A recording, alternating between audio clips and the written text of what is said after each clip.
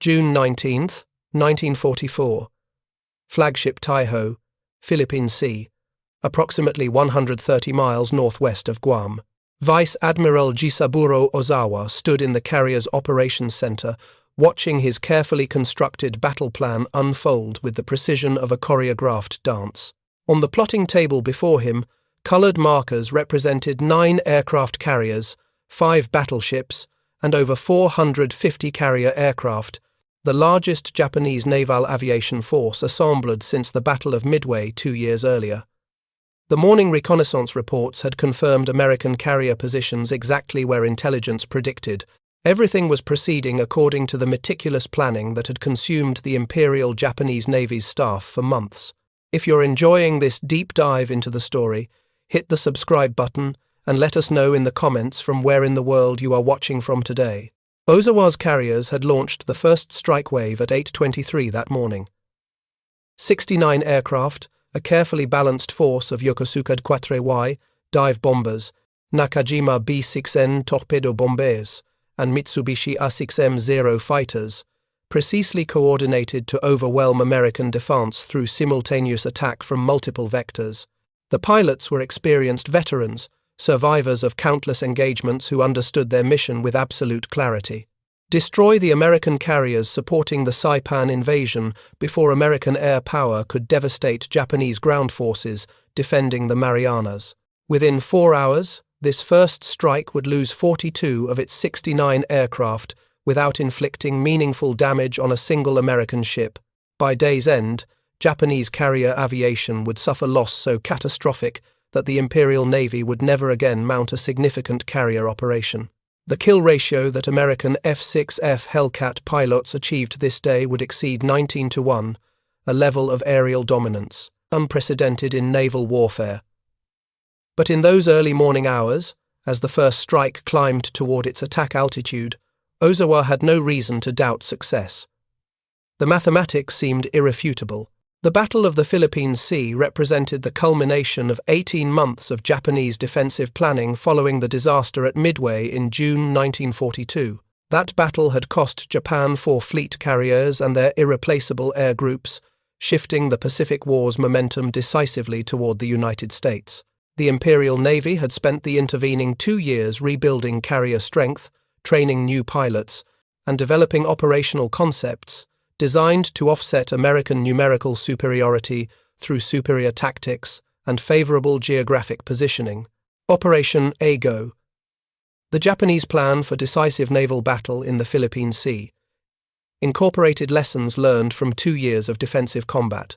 Japanese carriers would operate at the maximum range of their aircraft's capabilities, approximately 300 miles from American forces.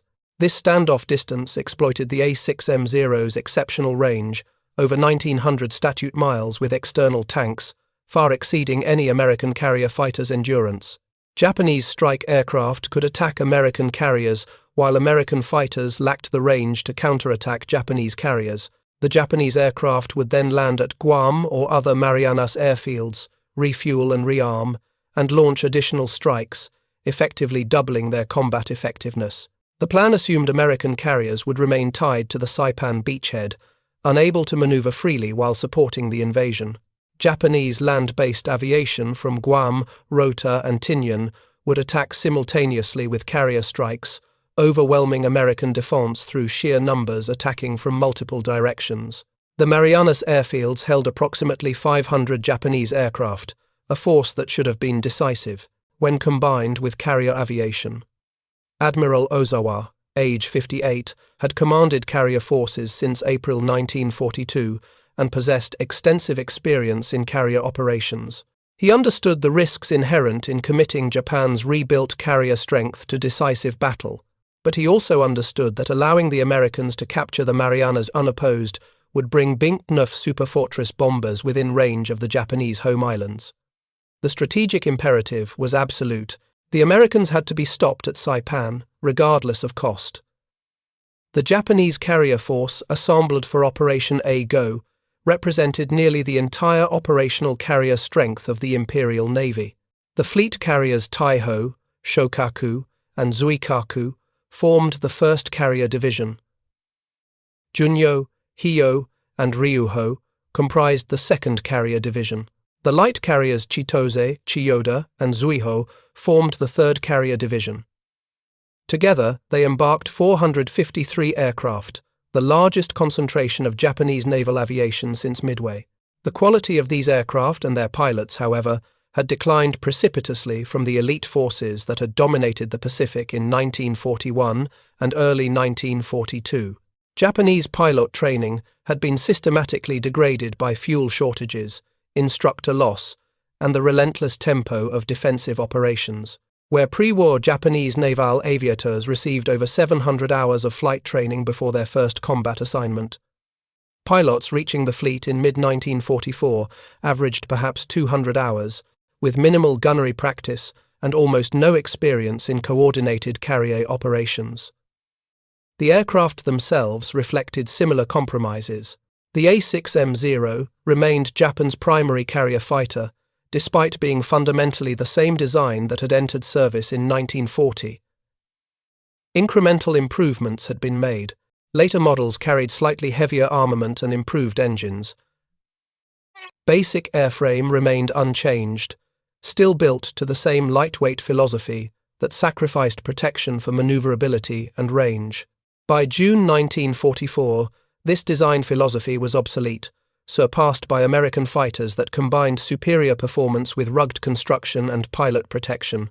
Japanese naval intelligence understood that American carrier aviation had improved dramatically since 1942. Combat reports from Guadalcanal, the Gilbert Islands, and the Marshall Islands documented the appearance of new American fighters with exceptional speed and firepower. The Grumman F-6F Hellcat had been identified in combat as early as August 1943, and subsequent encounters had revealed its formidable capabilities. Japanese pilots reported that the Hellcat was faster than the Zero above 10,000 feet, climbed better at all altitudes, could absorb battle damage that would destroy a Zero, and carried devastating firepower in its 650 caliber machine guns. What Japanese intelligence failed to grasp was the scale of American production and the quality of American pilot training. Admiral Ozawa's operations staff estimated American carrier strength at perhaps 6 to 8 fleet carriers with approximately 400 to 500 aircraft. The actual American force waiting in the Philippine Sea consisted of 7 large fleet carriers and 8 light fleet carriers, embarking 948 aircraft, more than double Japanese estimates. This intelligence failure alone doomed Operation Ago before the first Japanese aircraft launched. American pilot training had evolved into an industrial process that produced competent aviators with remarkable consistency. By June 1944, a typical Navy or Marine pilot arriving at a fleet carrier had accumulated over 300 hours of flight time, including extensive gunnery practice against towed targets, simulated carrier operations, and tactical training in formation flying and defensive maneuvers.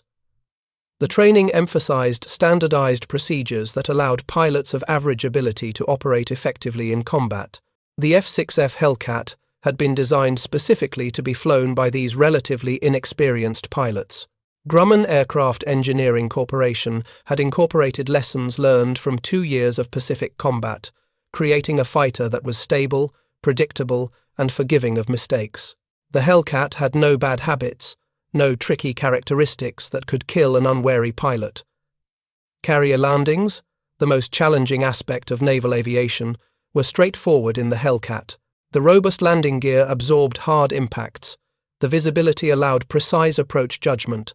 The controls remained responsive at low speeds required for carrier approaches. Between October 1942, when the first production F-6F Trois flew, and June 1944, Grumman had produced approximately 6,000 Hellcats from a single factory complex at Bethpage, Long Island. At peak production in March 1944, the factory completed 545 aircraft, 1 Hellcat every 84 minutes. This production rate exceeded Japan's total fighter production across all manufacturers. The industrial differential was staggering and unsustainable for Japan. The F-6F's combat record by June 1944 had already demonstrated its effectiveness. Fighting Squadron 9, the first squadron to receive Hellcats in February 1943, had compiled a 12-to-1 kill ratio during operations in the Solomon Islands. The Battle of Tarawa in November 1943 had seen Hellcats destroy 30 Japanese fighters for the loss of a single F-6F. Subsequent operations in the Marshall Islands during January and February 1944 produced similar results, with American pilots consistently achieving overwhelming kill ratios against Zero fighters. Japanese naval aviation analyzed these combat reports and recognized the gravity of the threat. Technical intelligence officers who examined recovered Hellcat wreckage understood that American fighters now surpassed Japanese aircraft in nearly every performance category except maneuverability and range. The Zero could still turn inside a Hellcat at low speeds, but American pilots had learned to avoid turning fights, using superior speed and altitude to dictate engagement terms. The tactical advantage had shifted decisively. What Japanese commanders failed to appreciate was that the F-6F represented not just improved aircraft performance, but a complete system of carrier aviation warfare. The Hellcat's capabilities were enhanced by superior radar systems that provided early warning of incoming strikes. American fighter direction officers aboard carriers coordinated defensive combat air patrols with precision impossible for Japanese forces. Radio communication allowed real-time tactical coordination between fighters and their carriers. Proximity-fused anti-aircraft shells created defensive envelopes around ships that Japanese aircraft could not penetrate without catastrophic loss. June 15, 1944, 4 days before the battle, American amphibious forces had landed on Saipan, triggering Operation Ago's execution. Admiral Ozawa sortied from Tawi-Tawi anchorage in the Philippines, with his 9 carriers and supporting battleships, steering northeast toward the Marianas. American submarines detected the Japanese fleet's departure almost immediately, transmitting contact reports that allowed Admiral Raymond Spruance, commanding the American Fifth Fleet, to position his carriers for interception. Spruance commanded a force unprecedented in naval history. Task Force 58, under Vice Admiral Mark Mitchell, consisted of 4 task groups, each built around multiple carriers, with supporting battleships, cruisers, and destroyers. Task Group 58.1 included the fleet carriers Hornet and Yorktown, plus the light carriers Belleau-Wood and Bataan. Task Group 58.2 comprised the fleet carriers Bunker Hill and Wasp plus light carriers Monterey and Cabo. Task Group 58.3 included the fleet carriers Enterprise and Lexington plus light carriers San Jacinto and Princeton. Task Group 58.4 consisted of the fleet carriers Essex with light carriers Langley and Cowpens. This force embarked 475 F-6F Hellcats, nearly half the total aircraft complement. The remaining aircraft included F-4U Corsairs, SB Dogcy Helldiver dive bombers, and TBF Avenger torpedo bombers. The Hellcats would bear primary responsibility for defending the fleet against Japanese airstrikes and for offensive operations against Japanese carriers if the opportunity arose. Every Hellcat squadron had received intensive training in defensive tactics specifically designed to maximize the F-6F's advantages against Zero fighters. The tactical doctrine that would devastate Japanese aviation at the Philippine Sea had been refined through 2 years of combat experience and incorporated intelligence gained from examining captured Japanese aircraft. The most famous captured Zero, recovered from Akutan Island in the Aleutians during July 1942 and test-flown extensively by Navy pilots, had revealed specific weaknesses that American tactical manuals now exploited systematically. F-6F pilots were trained to avoid slow-speed turning fights, where the Zero's superior maneuverability could dominate. Instead, Hellcat doctrine emphasized high-speed slashing attacks, diving from altitude to build speed, making a single firing pass with concentrated firepower, then zooming back to altitude before Zeros could respond. The F-6F's superior climb rate, particularly above 10,000 feet, allowed it to regain altitude quickly after diving attacks, maintaining the energy advantage that dictated engagement terms. The Thatch Weave, developed by Lieutenant Commander John Thatch even before the Zero was captured, had become standard defensive doctrine for all American fighter squadrons. When jumped by Zeros, F-6F pilots flew in mutually supporting pairs, weaving back and forth so that any Zero pursuing one Hellcat would immediately face head-on fire from its wingman. The tactic neutralized the Zero's turning advantage by forcing Japanese pilots to either break off or face head-on engagements where the Hellcat's superior firepower and protection dominated. American fighter direction had evolved into a sophisticated system that multiplied the F-6F's effectiveness. Each carrier task group maintained continuous combat air patrols at various altitudes, positioned according to radar contacts and threat assessments. Fighter direction officers aboard carrier monitored radar displays showing the position of every aircraft within 100 miles, vectoring defensive fighters to intercept incoming raids with precision that Japanese forces could not match. This centralized control allowed the Americans to concentrate fighters against specific threats while maintaining overall defensive coverage. The proximity-fused anti-aircraft shell, designated VT for variable time, represented another technological advantage that Japanese planners had not adequately considered. These shells contained miniature radar transceivers that detected aircraft passing nearby and detonated the shell at optimal range, creating a shrapnel cloud far more lethal than conventional time-fused shells that had to be set for specific altitudes. American ships equipped with 5-inch guns firing VT ammunition could create defensive barriers that Japanese aircraft could not penetrate without sustaining heavy losses. June 19th, 1944. Dawn broke over the Philippine Sea, revealing clear skies with scattered cumulus clouds, excellent visibility, light winds.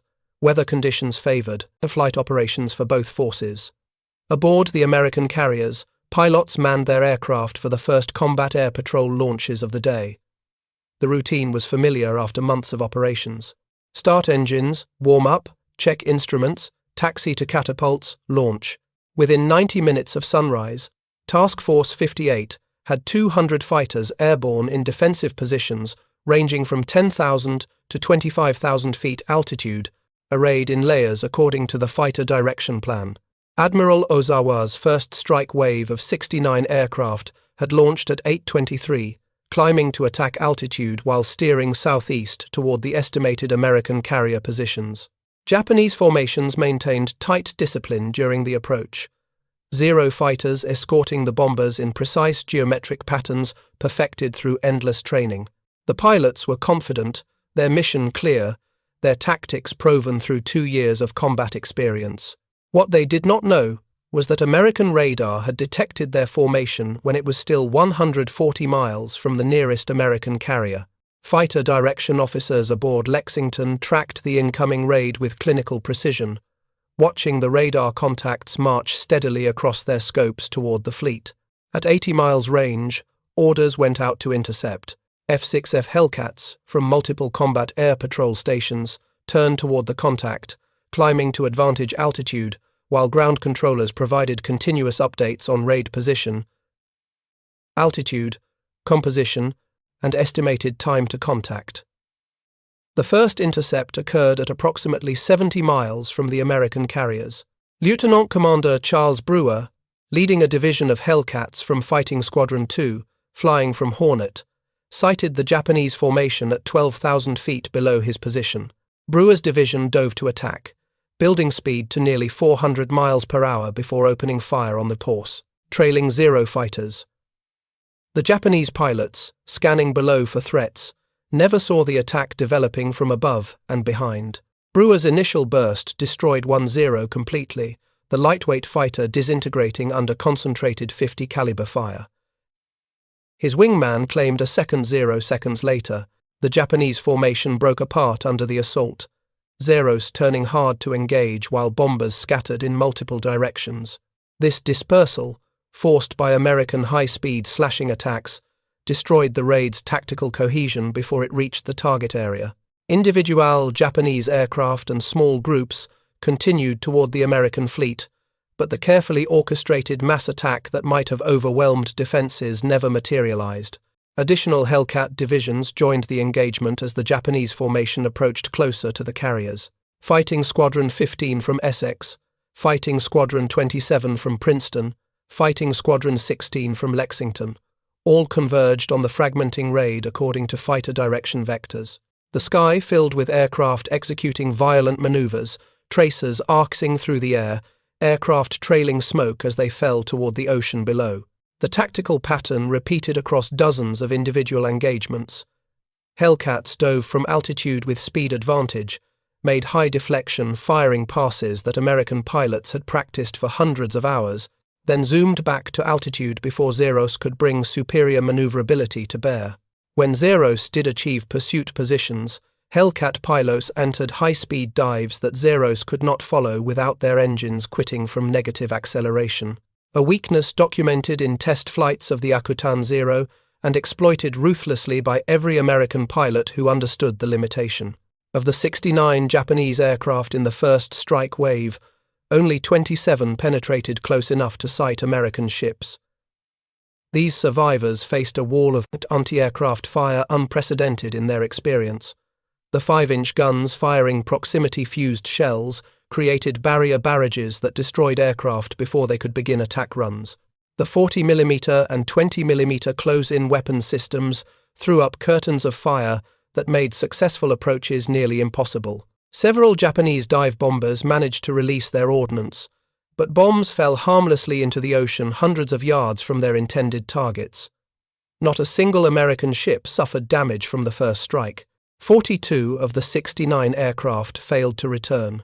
The survivors that reached Guam to refuel and rearm brought back accounts of overwhelming American fighter superiority and devastating anti-aircraft defense. Reports that should have warned Ozawa that his battle plan had fatally underestimated American capabilities. Instead, the admiral interpreted the high losses as acceptable attrition in pursuit of decisive victory. Second and third strikes were already preparing to launch from Japanese carriers still steaming westward, confident that numerical superiority through successive waves would eventually overwhelm American defense.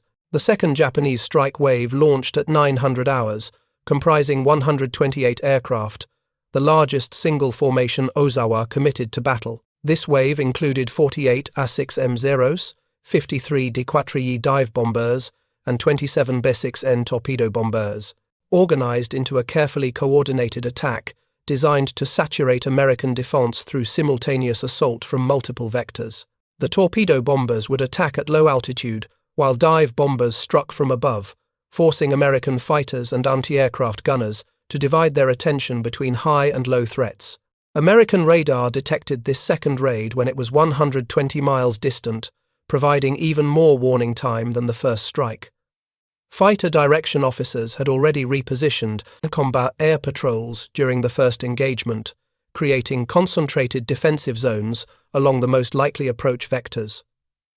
The lessons learned from the first interception informed tactical dispositions for the second. More fighters were positioned at medium altitudes, where they could respond quickly to threats developing at any altitude. Combat air patrol stations were staggered to provide overlapping coverage that prevented Japanese formations from finding gaps in the defensive screen. Lieutenant Alexander Vrasiu, leading a division of Hellcats from Fighting Squadron 16 aboard Lexington, received vectors toward the incoming raid while orbiting at 20,000 feet, approximately 40 miles northwest of the task force. Vrasiu, already an ace with 12 confirmed victories, understood immediately that his division held ideal positioning for a high-side attack against the Japanese formation approaching from the west. He led his 4 Hellcats into a shallow dive to build speed while maintaining altitude advantage, approaching the Japanese formation from ahead and above, the most difficult attack angle to defend against. If you find this story engaging, please take a moment to subscribe and enable notifications. It helps us continue producing in-depth content like this. Vrasiu sighted the Japanese formation at 15,000 feet, a massive collection of aircraft maintaining formation discipline that would have been impressive under any circumstances. The bombers flew in tight groups, Zeros weaving above and around them in protective patterns. From his superior altitude, Vrasiu could see the entire raid spread across several miles of sky, heading directly toward the American carriers steaming 40 miles to the southeast.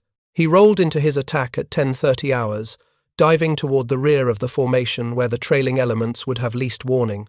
His division followed in sequence, each Hellcat selecting individual targets among the bombers. Vrasyu's first burst caught a D4Y dive bomber perfectly, 50 caliber rounds walking up the fuselage from tail to cockpit. The bomber staggered, smoke streaming from its engine, then nosed over into a steep dive from which it never recovered. Vrasyu pulled up slightly, selected another bomber, fired again. This target exploded spectacularly, fuel tanks igniting from tracer rounds.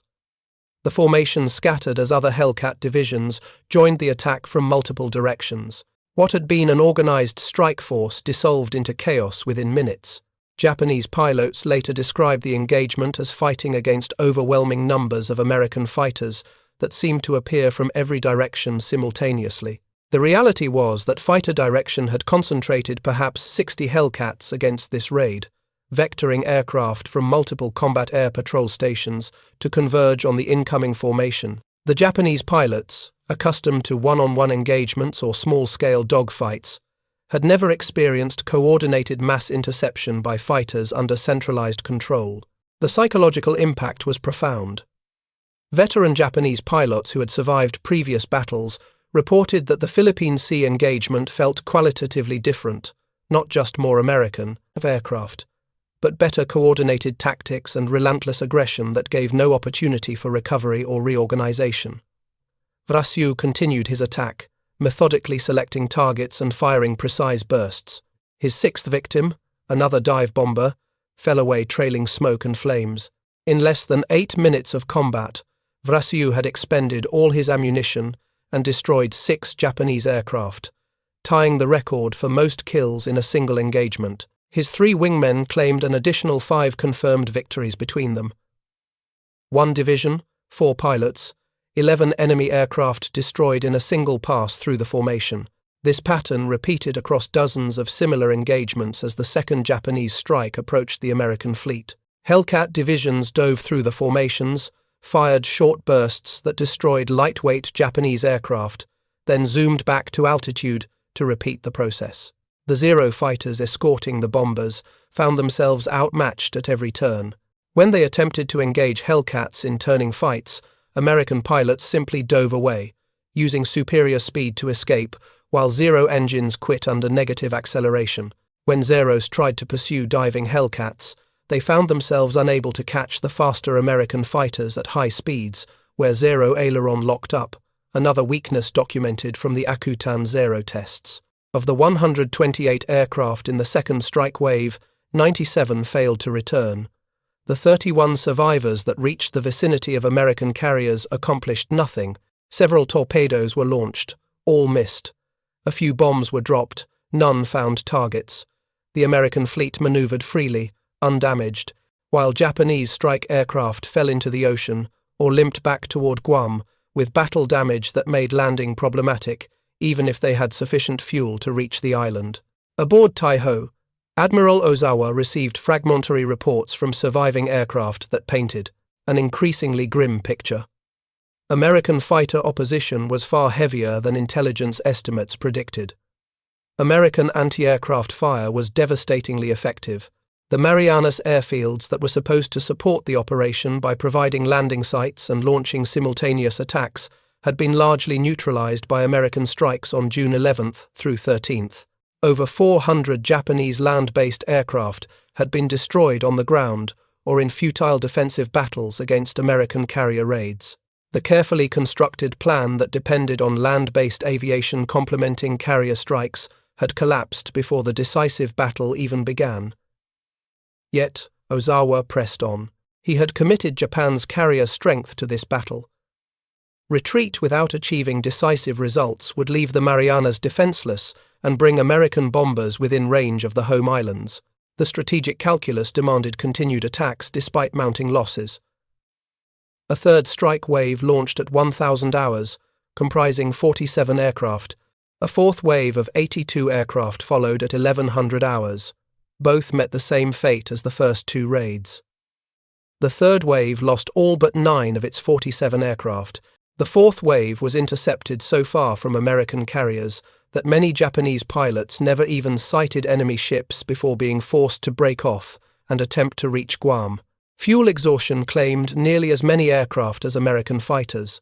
The Marianas airfields, damaged by earlier American strikes and crowded with survivors from previous waves, could not accommodate the influx of damaged aircraft with critically low fuel. Japanese aircraft crashed attempting to land on cratered runways or ditched in the ocean surrounding Guam when their fuel ran out. By 1400 hours, the engagement known to history as the Great Marianas Turkey Shoot had reached its conclusion. Japanese carriers had launched 373 aircraft in 4 separate strike waves. American ships had suffered minimal damage, one bomb hit on the battleship South Dakota that caused minor casualties, but did not affect the ship's combat capability. Japanese loss exceeded 300 aircraft, the exact number disputed among various historical accounts, but certainly exceeding 250 and possibly reaching 320, when including aircraft lost to operational accidents, ditching, and crashes at Guam. American loss totaled approximately 30 aircraft, with many pilots rescued from the ocean by destroyers and submarines assigned specifically to plane guard duties. The kill ratio approached or exceeded 10-1 for the day's air combat, an unprecedented level of aerial dominance. When calculated specifically for F-6F Hellcat versus A6M Zero engagements, the ratio reached 19-1. According to some analyses, though precise statistics remain debated among historians due to conflicting victory claims and loss reports. What cannot be disputed is the catastrophic nature of Japanese loss. Ozawa's carrier air groups had been effectively destroyed. The pilots painstakingly trained to replace those lost at Midway 2 years earlier were dead or missing. The aircraft hoarded for decisive battle were gone. Japanese carrier aviation would never recover from this single day's losses. The Imperial Navy possessed carriers, flight decks remained operational, but trained aircrews to fly from those decks no longer existed in sufficient numbers to mount effective operations. The psychological impact on surviving Japanese pilots proved as devastating as the material losses. Those who returned to their carriers brought accounts of overwhelming American superiority that shattered any remaining confidence in Japanese tactical or technological advantages.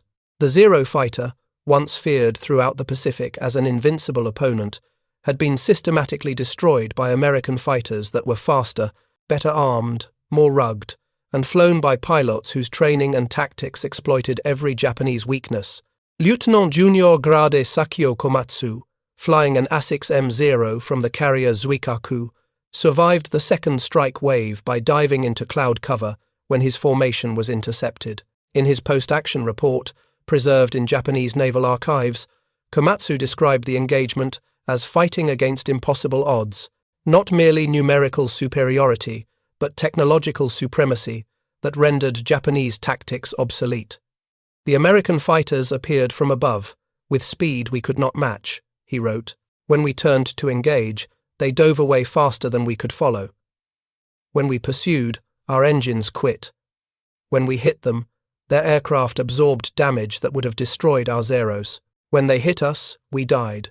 This recognition that Japanese aircraft were fundamentally outclassed represented a profound psychological shift for pilots who had dominated Pacific skies during 1941 and early 1942. The material reality of American industrial production and technological advancement had created weapons systems that Japanese manufacturing could not match and Japanese tactics could not overcome. Superior maneuverability and pilot skill, the traditional Japanese advantages, no longer compensated for inferior speed, firepower, and protection. The F-6F Hellcat's performance at the Philippine Sea validated every design decision Grumman engineers had made during the aircraft's development. The emphasis on speed over maneuverability proved correct. The heavy armament delivered devastating firepower in short bursts. The rugged construction allowed Hellcats to absorb battle damage and return to carriers. The excellent visibility from the raised cockpit position enabled pilots to maintain situational awareness during complex multi-aircraft engagements. Most importantly, the aircraft's easy handling characteristics allowed relatively inexperienced American pilots to operate effectively against veteran Japanese aviators. The tactical doctrine developed from studying the Akutan Zero and subsequent combat experience proved equally valid.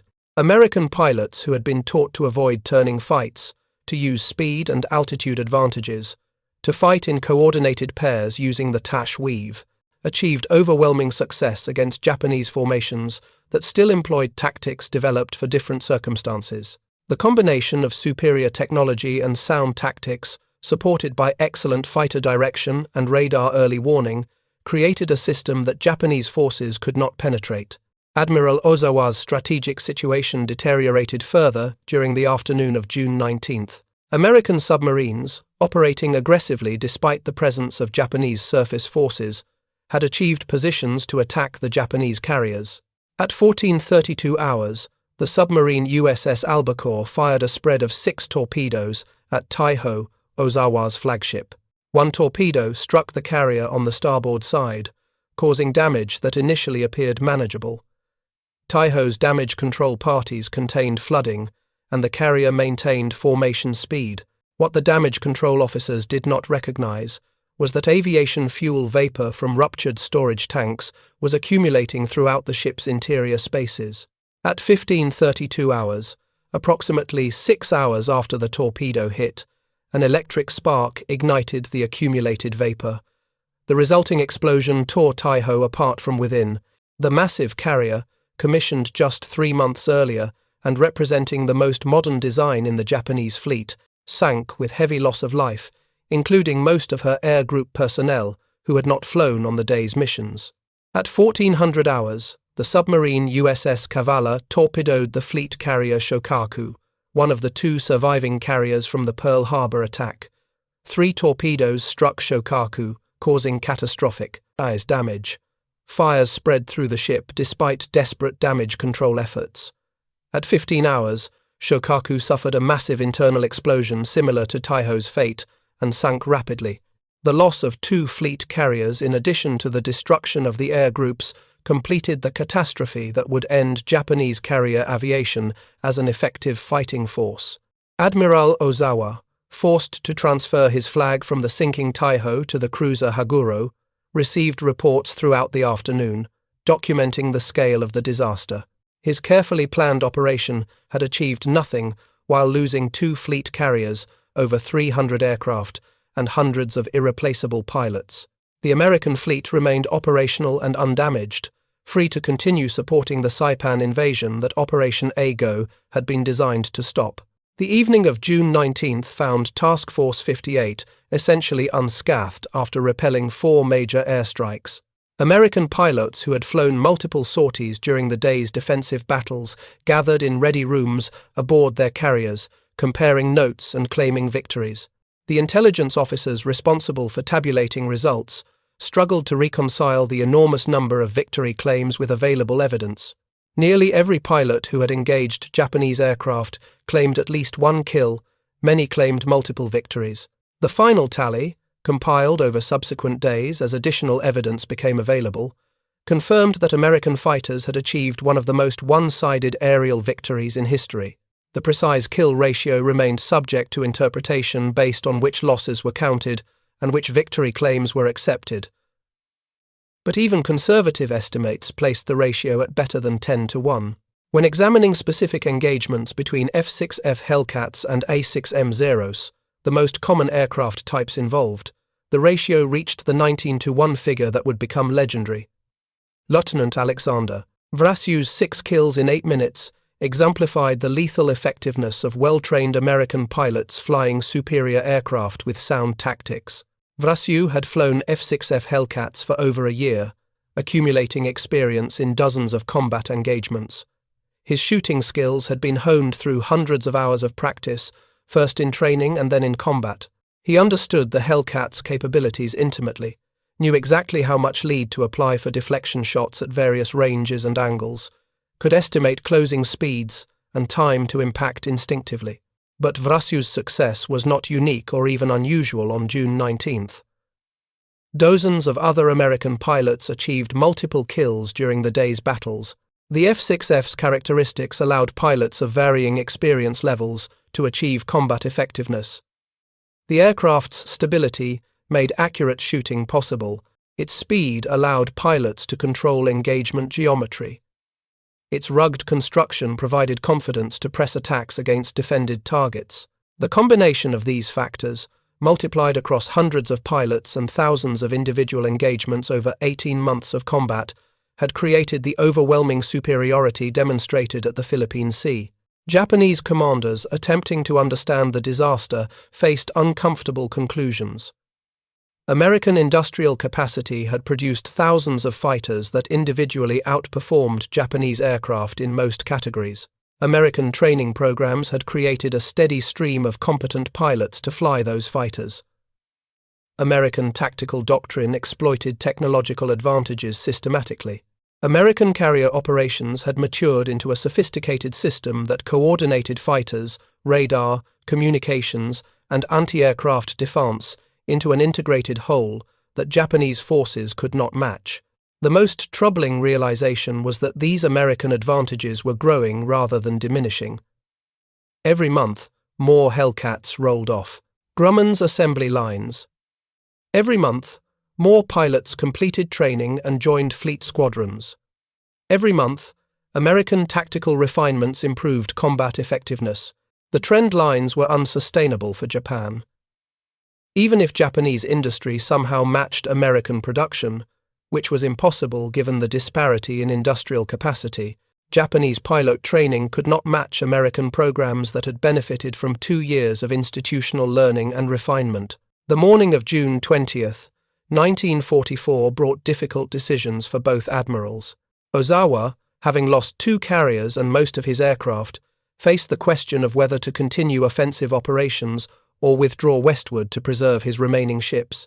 Spruance, commanding the American forces, confronted the tactical dilemma of whether to pursue the retreating Japanese fleet aggressively or maintain his primary mission of protecting the Saipan invasion force. Spruance chose caution, a decision that would generate controversy among naval historians for decades. He kept Task Force 58 close to Saipan, ensuring Japanese surface forces could not threaten the beachhead. This defensive posture allowed Ozawa to escape with his surviving carriers, but it guaranteed the invasion would proceed without interference from Japanese naval forces.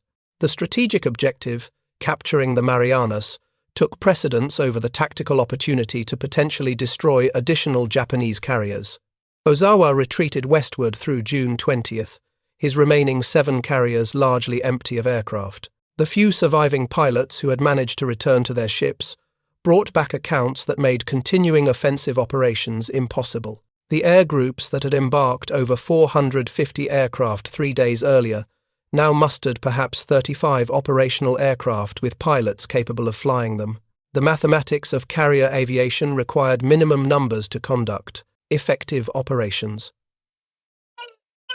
Below certain thresholds, a carrier became merely a vulnerable target rather than a weapons platform. American search planes located the retreating Japanese fleet late on the afternoon of June 20th, approximately 275 miles northwest of Task Force 58. Admiral Mitsubishi, the tactical commander of the American carriers, made the aggressive decision to launch a full strike, despite the extreme range and the certainty that aircraft would be recovering after dark. 216 aircraft launched at 16:30 hours, climbing to altitude while steering northwest toward the last known position of Japanese carriers. The American strike found Ozawa's fleet at 18:40 hours, just as the sun approached the horizon. The engagement was brief and decisive. American dive bombers and torpedo bombers attacked from multiple directions, while F-6F Hellcats suppressed the minimal Japanese combat air patrol. The fleet carrier Hio took torpedo hits that caused catastrophic flooding. The carrier capsized and sank at 20 hours. The carriers Zuikaku, Junyo, and Chiyoda suffered bomb damage that reduced their operational effectiveness, but did not sink them. Several Japanese oilers and support ships were also damaged or sunk. The return flight occurred in complete darkness, testing American pilot skills and carrier operations procedures to their limits. Aircraft ran out of fuel and ditched in the ocean. Pilots attempting to land on carriers in darkness made approach errors that resulted in crashes. Mitsubishi made the bold decision to illuminate the entire task force with searchlights and turn on running lights, sacrificing tactical concealment to help his pilots find the carriers. This decision saved dozens of lives, though losses were still significant. Of the 216 aircraft that launched, approximately 20 were lost operationally during the night recovery, and additional aircraft ditched when fuel exhausted before reaching the carriers. Destroyers and submarines rescued most of the downed air crews over subsequent days, demonstrating the effectiveness of American search and rescue operations. The willingness to risk valuable ships to recover downed pilots stood in stark contrast to Japanese practices, where aviators who ditched were often abandoned due to inadequate rescue resources. This difference in operational philosophy contributed to the growing disparity in pilot experience. American pilots knew they would likely be rescued if forced to ditch, reducing psychological stress. Japanese pilots understood that ditching often meant death, adding another layer of pressure to already difficult circumstances. The Battle of the Philippine Sea concluded on June 21st as American forces suspended offensive operations and returned to supporting the Saipan invasion. The strategic results were unambiguous. American forces had successfully defended the invasion fleet, destroyed Japanese carrier aviation as an effective force, and enabled the capture of the Marianas, which would bring the Japanese home islands within range of B-29 strategic bombers. Japanese force had lost 3 fleet carriers, over 600 aircraft counting both carrier-based and land-based loss, and approximately 1,600 aircrew killed or missing. The kill ratio statistics that emerged from detailed analysis of the battle became legendary in American naval aviation history. Various calculations produced different numbers depending on which aircraft losses were included and which victory claims were validated, but all analyses confirmed overwhelming American superiority. The most commonly cited figure of 19-1 for F-6F Hellcat versus A6M Zero. Engagements came from comparing confirmed Hellcat victories against confirmed Hellcat losses in air-to-air combat specifically, excluding operational loss and loss to anti-aircraft fire. Japanese naval aviation officers attempting to understand how their carefully planned operation had resulted in catastrophic defeat faced conclusions that challenged fundamental assumptions about carrier warfare. Captain Toshikazu Omai, serving on Admiral Ozawa's staff, later wrote that the Battle of the Philippine Sea revealed that Japanese carrier doctrine had become obsolete. The plan to use superior aircraft range to attack from standoff distances while remaining beyond American counterattack range had failed, because American fighters, radar, and fighter direction had proven far more effective defensively than Japanese planners anticipated. The assumption that Japanese pilots' superior training and experience would compensate for any technological disadvantages had proven false. American pilots flying F-6F Hellcats had demonstrated combat effectiveness equal to or exceeding Japanese veterans despite having less total flight time. The difference was that American training focused on standardized tactics that could be taught systematically, while Japanese training emphasized individual skill development that required years to perfect. In a war of attrition, the American approach produced competent pilots faster than they could be killed. The Japanese approach could not replace losses quickly enough to maintain experienced air groups. Commander Masatake Okumiya, who flew as an air operations officer during the battle, observed in post-war writings that the acquisition of detailed intelligence about Japanese aircraft capabilities, particularly the A6M Zero, had proven as catastrophic as any battlefield defeat. He specifically referenced the Akuten Zero captured in the Aleutian Islands during June 1942, noting that American test flights of that aircraft had revealed weaknesses Japanese pilots had not realized existed.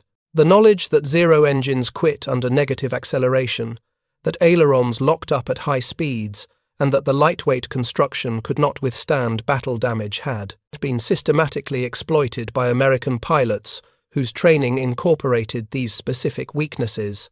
The F-6F Hellcat's design, Okumiya noted, appeared optimized to exploit precisely those Zero weaknesses while compensating for the Zero's strengths. The Hellcat was faster at altitudes where combat typically occurred, allowing American pilots to control engagement geometry. It was more rugged, surviving hits that would destroy a Zero. It carried heavier armament that could destroy lightly built Japanese aircraft with short bursts.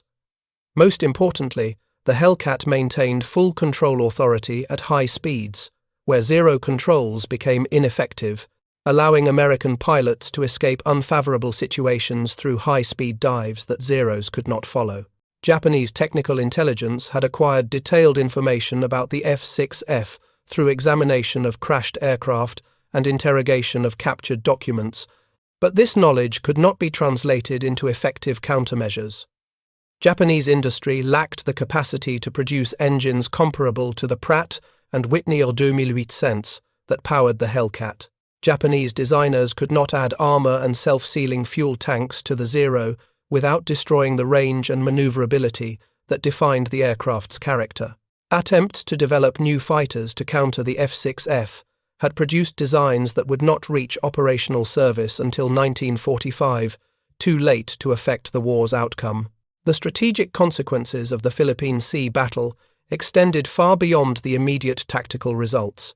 The destruction of Japanese carrier aviation meant that future American amphibious operations would face minimal threat from naval air power. The invasion of Peleliu in September 1944, the return to the Philippines in October 1944, and the assault on Iwo Jima in February 1945, all proceeded with American carriers providing air support without significant opposition from Japanese carriers. The Japanese Navy still possessed operational carriers after the Philippine Sea, but carriers without trained air groups were merely expensive targets. Attempts to rebuild carrier aviation during late 1944 produced air groups of such poor quality that they were essentially ineffective. Pilot training had been reduced to bare minimums due to fuel shortages and instructor loss. New pilots reached operational units with perhaps 100 hours total flight time, minimal gunnery practice, and almost no experience in carrier operations. These poorly trained pilots flying obsolete aircraft stood no chance against experienced American aviators in F-6F Hellcats. The Battle of Leyte Gulf in October 1944 demonstrated the futility of Japanese carrier operations in the absence of effective air groups. Admiral Ozawa commanded a force of 4 carriers as part of a complex plan to lure American carriers away from the Philippines while Japanese surface forces attacked the invasion fleet. The plan worked tactically, drawing American carriers northward to engage Ozawa's force. But the Japanese carriers embarked only 108 aircraft with pilots whose quality was so poor that they accomplished virtually nothing before being destroyed. American fighters from Task Force 38 attacked Ozawa's carriers on October 25, sinking all 4 with minimal American loss. The engagement was so one-sided that it barely qualified as combat. Japanese combat air patrol proved ineffective, failing to intercept American strikes or protect their carriers. Japanese strike aircraft launched against American forces achieved no hits and were systematically destroyed. The kill ratios at Leyte Gulf were even more extreme than the Philippine Sea, approaching 25-1 in some engagements. The collapse of Japanese carrier aviation forced fundamental changes in Japanese defensive strategy. Unable to contest American control of the air through conventional means, Japanese commanders increasingly turned to kamikaze tactics, where pilots deliberately crashed their aircraft into American ships. These suicide attacks, first employed systematically during the Battle of Leyte Gulf, represented an admission that Japanese pilots could no longer achieve combat effectiveness through conventional methods. The kamikaze concept was born from desperation rather than tactical innovation. If Japanese pilots could not survive long enough to develop the skills necessary for effective conventional combat, then eliminating the survival requirement and focusing entirely on a single attack run produced better results. The mathematics were brutal but logical. A poorly trained pilot had minimal chance of hitting an American ship with bombs or torpedoes using conventional attack methods. That same pilot, if willing to die, could crash his aircraft into a ship with much higher probability of causing damage. American forces developed countermeasures against kamikaze attacks, including enhanced fighter patrols, improved radar picket ships, and massed anti-aircraft fire. F-6F Hellcats proved particularly effective against kamikaze aircraft, intercepting suicide attackers before they reached the fleet. The combination of radar early warning, fighter direction, and aggressive combat air patrols allowed American carriers to maintain defensive screens that destroyed most kamikaze aircraft before they threatened ships. The F-6F's combat record continued to grow through 1945 as American carrier operations intensified.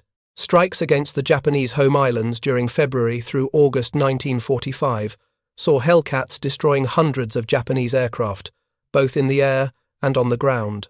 The final statistics compiled after the war's end documented that F-6F Hellcats had destroyed 5,163 enemy aircraft in air-to-air combat by United States Navy and Marine Corps pilots, with an additional 60 aircraft destroyed in other theaters. Only 270 F-6Fs were lost in air-to-air combat, producing the overall kill ratio of 19-1 that became synonymous with the Hellcat's effectiveness.